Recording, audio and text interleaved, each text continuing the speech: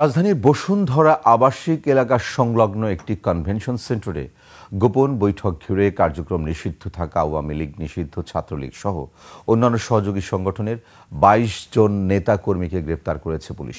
নিষিদ্ধ ছাত্রলীগ, আওয়ামী লীগ ও অবসরপ্রাপ্ত সরকারি কর্মচারীরা মিলে ৩০০ থেকে ৪০০ জন অংশ নেন। তারা সেখানে সরকার বিরোধী স্লোগান দেন। বৈঠকে পরিকল্পনা করা হয় সাবেক প্রধানমন্ত্রী শেখ হাসিনার নির্দেশ পাওয়া মোহাম্মদ ইউনূসের যে ঠ্যাঙ্গারে বাড়ি, এদেরকে দল করার নামে গোপালগঞ্জে তারা গিয়েছিল। আসল উদ্দেশ্য ছিল বঙ্গবন্ধুর সমাধিসৌধকে ধ্বংস করা। তাদের আসল উদ্দেশ্য ছিল গোপালগঞ্জে বঙ্গবন্ধুর বাড়ি ধ্বংস করা, যেমন তারা ধ্বংস করেছিল বাংলাদেশের স্বাধীনতা ঘোষণাস্থল। দর্শক, প্রথমেই আপনারা দেখেছেন বাংলাদেশে আওয়ামী লীগ গেরিলা বাহিনী আটক। এই আওয়ামী লীগ গেরিলা বাহিনী কোথা থেকে এলো এবং কিভাবে জন্ম হলো তা আপনারা অবশ্যই এই ভিডিওর মধ্যে দেখতে পাবেন। এদিকে অবৈদুল কাদের লাইভে এসে কি বলেছেন, দেশের জন্য আওয়ামী লীগকে কী করতে হবে সব কিছু তুলে ধরা হয়েছে এই ভিডিওতে। তবে নিষিদ্ধ যে দলটি, সেটি বাংলাদেশে কিভাবে এই আওয়ামী লীগ গেরিলা বাহিনী তৈরি করছিল, যার সব কিছুই বিস্তারিত এখানে কল রেকর্ড সহ আপনাদেরকে তুলে ধরা হয়েছে। কারণ এরা দেশে একটা অন্যরকম কিছু করতে চেয়েছিল, ঢাকা শহর দখল করার চেষ্টা করতে চাইছিল, এমন মন্তব্য উঠে আসে।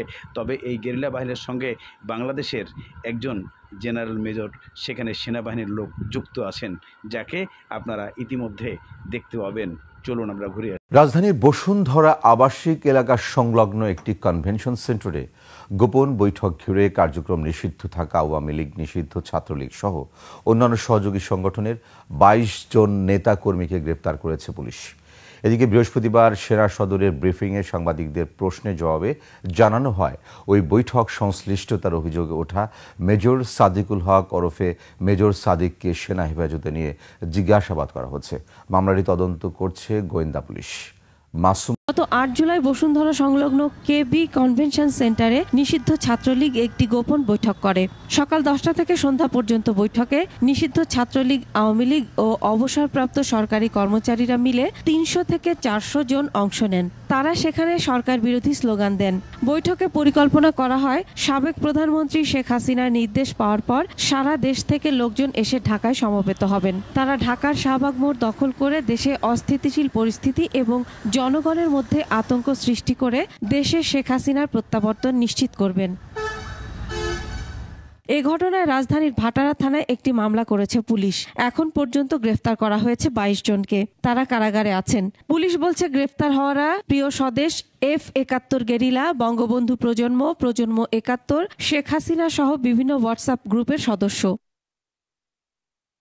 পুলিশ জানিয়েছে, গোয়েন্দা সংস্থার প্রতিবেদনের ভিত্তিতে ১২ জুলাই উত্তরা পশ্চিম থানা এলাকার একটি বাসা থেকে যুবলীগ নেতা সোহেল রানাকে গ্রেফতার করা হয়। ওই দিন একই এলাকার একটি বাসা থেকে আওয়ামী লীগের নেত্রী শামীমা নাসরিনকে গ্রেফতার করা হয়। সোহেল রানা ও শম্পাকে মুখোমুখি জিজ্ঞাসাবাদ করে তথ্য যাচাই করা হয়। তাদের কাছ থেকে পাওয়া তথ্যের ভিত্তিতে ওই বৈঠকে অংশ নেওয়া মেজর সাদিকুল হক ওরফে মেজর সাদিককে হেফাজতে নেওয়া হয়।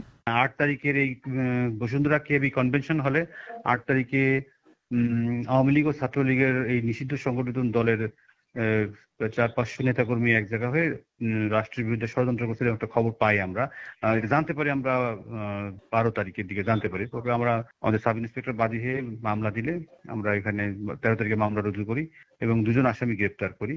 পুলিশ বলছে, যুবলীগ নেতা সোহেল রানা এবং গোপালগঞ্জের আওয়ামী লীগ নেত্রী শামীমা নাসরিন জিজ্ঞাসাবাদে জানিয়েছেন, মেজর সাদিকের নির্দেশে দেশের বিভিন্ন স্থান থেকে আওয়ামী লীগ কর্মীদের সংগঠিত করে বিভিন্ন স্থানে নাশকতা চালানোর প্রশিক্ষণ দেওয়ার জন্য বসুন্ধরা আবাসিক এলাকার ই ব্লকের ৭ নম্বর রোডের কেবি কনভেনশন সেন্টারের ২য় তলা ভাড়া নেওয়া হয়। মামলাটা ডিবিডি হস্তান্তর হলে আমরা যাবতীয় কার্যক্রম শেষ করে আমরা ডিবিডি ডকেটে হস্তান্তর করি। পরবর্তী মামলা তদন্ত ডিবি তদারকি করতেছে। এ নিয়ে সেনা সদরের ব্রিফিংয়ে প্রশ্ন করা হলে জানানো হয়, এরকম ঘটনা জানার পরে সেনাবাহিনীর হেফাজতে আছেন মেজর সাদিক। তদন্তে দোষ প্রমাণিত হলে তার বিরুদ্ধে ব্যবস্থা নেওয়া হবে।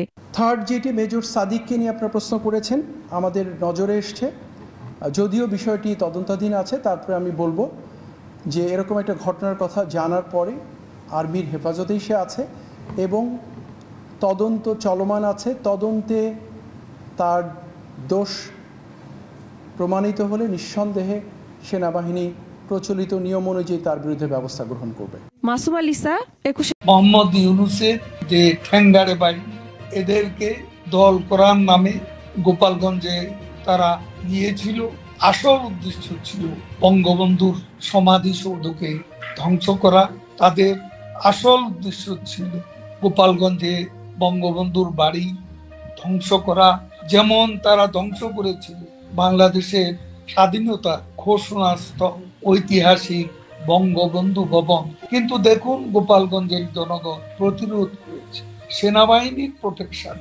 সেই জঙ্গি শক্তি সেদিন গোপালগঞ্জ থেকে পালিয়েছে। সেনাবাহিনী কেন, কি উদ্দেশ্যে তাদের প্রোটেকশন দিয়ে পালিয়ে যেতে সাহায্য করবে? এটা তো সেনাবাহিনীর দায়িত্ব নয়। এখন সেনাপ্রধান তো আপনাদের সরকার প্রধানেরই নিয়োগকৃত, কেন এমনটি হলো? নবাব সিরাজউদ্দৌলার প্রধান সেনাপতি মীর জাফর আলী খান তো সিরাজউদ্দৌলারই প্রাপ্ত। এখন এই প্রসঙ্গে আমি আর বেশি কিছু বলতে চাই। জি, কিন্তু আপনি যদি সেইটাই বলেন, তাহলে কি আপনারা এই সেনাপ্রধান সম্পর্কে যে মূল্যায়নটি এখন আপনি আমাকে দিলেন, সেটি কি আপনারা এই গোপালগঞ্জের ঘটনার পরে বুঝতে পেরেছিলেন, নাকি আপনারা ধরেন আমরা মুখ খুলেছি? আমরা সেনাবাহিনী সম্পর্কে কোনো বক্তব্য রাখি, যদিও আমরা দেখেছি তাদের নীরব উপস্থিতির মুখে তাদের নাকের ডগায় 32 নম্বর বুলডোজার দিয়ে ধ্বংস করা হয়েছে। এবং তাদের উপস্থিতিতে সেদিন যে জঙ্গি হামলা 5ই আগস্টে, সেটাও তাদের নীরব উপস্থিতিতেই সংঘটিত হয়েছে। এবং কারো কারো মতে তাদের সায়ও ছিল, সমর্থন সূচক, সম্মতিও ছিল, এরকমটাও আমরা জানতে পেরেছি। তো তাহলে আপনারা গত 1 বছরে কি ধরনের প্রস্তুতি নিলেন ফিরে আসার? আপনি বলছিলেন যে যখন আপনারা প্রত্যাবর্তন করবেন, তো সেটি কবে নাগাদ হতে পারে? সেনাবাহিনীকে যদি আপনাদের বিরুদ্ধে থাকে, সেক্ষেত্রে আপনারা কেমন করে অগ্রসর হবেন? গোটা সেনাবাহিনী আমাদের বিরুদ্ধে, এ কথা তো আমরা বলি। সেনাবাহিনীর মধ্যে বিভিন্ন সমীকরণ থাকে। সেনাবাহিনী অ্যাজ এ হোল আমাদের মুক্তিযুদ্ধের বিরুদ্ধে, আমাদের বিরুদ্ধে তো যারা আছে তাদের সবাই মুক্তিযুদ্ধের বিরুদ্ধে, এমনটি তো বলা হবে। বাংলাদেশে মুক্তিযুদ্ধকে যখন ধ্বংস করার জন্য চক্রান্ত চলছে, আমার বিশ্বাস দেশপ্রেমিক সেনাবাহিনী সেখানে তাদের যে দায়িত্ব, ইতিহাস অর্পিত যে দায়িত্ব, সে দায়িত্ব সময় মতো তারা পালন করবে। তো সেনা প্রধানের প্রতি কি আপনাদের সেই আস্থা? আমি এত কথা বলার পর আপনি আবার ওই প্রশ্ন কেন করছেন? আচ্ছা, ঠিক আছে, আসলে বিষয়টিতে অনেক স্পষ্ট কথা, সব কথা আমি বলবো, জি, যা বলার বলেছি। দর্শক, পুরো ভিডিওটি আপনারা দেখেছেন। 2টি ভিডিও ক্লিপ আপনাদের সামনে তুলে ধরা হয়েছে। এই 2টা ভিডিও ক্লিপের সব কিছু বুঝার পরে আপনারা এখানে একটা কমেন্ট করে যাবেন যে আসলে নিষিদ্ধ ঘোষিত একটি দল কিভাবে বাংলাদেশে আবারও পুনর্গঠন করার চেষ্টা করছে, যা এতে অনেকের কাছেই ভালো এবং অনেকের কাছেই খারাপ। সবার উদ্দেশ্যেই আপনারা কমেন্ট এবং শেয়ার